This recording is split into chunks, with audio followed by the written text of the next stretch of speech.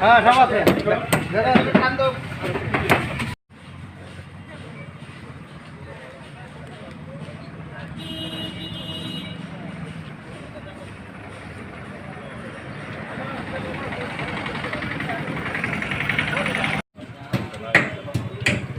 ও একখানে দিকে গেলে আরে এলোরা ইয়ানো 300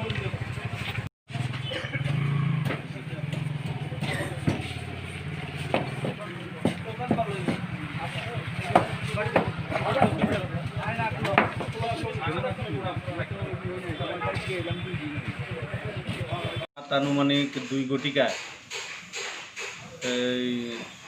আমরা ধারণা করছি যে সিপিএম আশ্রিত দুষ্কৃতকারীরাই এই ঘটনা সংঘটিত করেছে। রাত আনুমানিক 2 ঘটিকায় মণ্ডল কার্যালয়ের দরজার সামনে বাক্স জমা করে সেগুলিতে কেরোসিন ঢেলে আগুন লাগিয়ে দেওয়া হয়েছে। আমাদের অফিসের উল্টো দিকে খোয়াই সরকারি দ্বাদশ শ্রেণী বালক বিদ্যালয়ে থাকা টিএসআর ভাইয়েরা দেখে ফায়ার সার্ভিস এবং পুলিশে কল করায় বড় ধরনের কোনো দুর্ঘটনা সংঘটিত হয়নি। আমাদের অফিসের সঙ্গে একবারে লাগোয়া এই অঞ্চলের বহু দোকান এবং বাড়িঘর রয়েছে। যদি আগুন ছড়িয়ে পড়ত তাহলে সে সমস্ত বাড়ি এবং দোকানের প্রভূত ক্ষতি সংঘটিত হতো।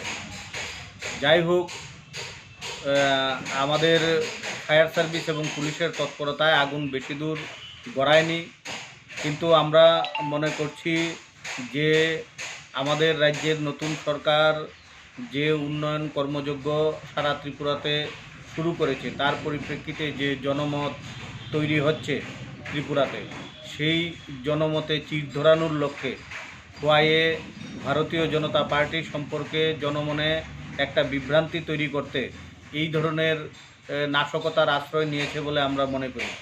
আমরা বলতে চাই যে ভারতীয় জনতা পার্টি শান্তি সম্প্রীতিতে বিশ্বাস করে, কাজেই আমরা পুলিশে আবেদন করেছি।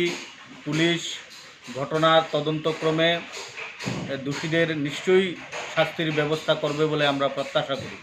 আমাদের সন্দেহের তালিকায় 2-1 জন রয়েছে, আমরা তাদের নাম ধাম পুলিশের কাছে জানিয়ে দেব এবং আমরা প্রত্যাশা করি আইনের মাধ্যমে যারা এই ঘটনার সঙ্গে যুক্ত রয়েছে তাদের শাস্তির ব্যবস্থা হবে।